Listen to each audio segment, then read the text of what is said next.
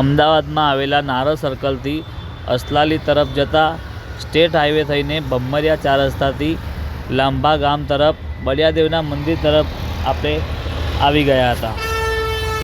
આગળ જતાં આપણે જોયું, જ્યારે આપણે નાનપણમાં નાના હતા તો આપણા માતા પિતા આપણને આ જગ્યાએ લઈને આવતા હતા, તો ત્યારે અહીંયા રસ્તો કંઈ ઉબડ ખાબડ જેવો હતો પહેલાં, પણ અત્યારે તમે જોઈ શકો છો કે કેટલો સરસ મજાનો આરસીસીનો રોડ બની ગયો છે અહીંયા। તે પછી આપણે આપણી ગાડી પાર્કિંગમાં પાર્ક કરી દીધી હતી અને પછી આપણે ફાઇનલી મંદિર તરફ એન્ટ્રી લઈ લીધી હતી।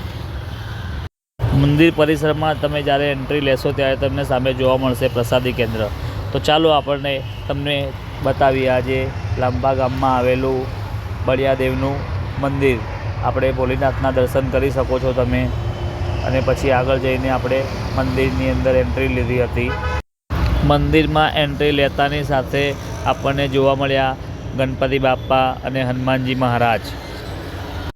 ગણપતિ બાપ્પા અને હનુમાનજી મહારાજના દર્શન કર્યા બાદ બાપાના સાનિધ્યમાં બળિયાદેવ મહારાજને આપણે ચરણ સ્પર્શ કર્યું હતું।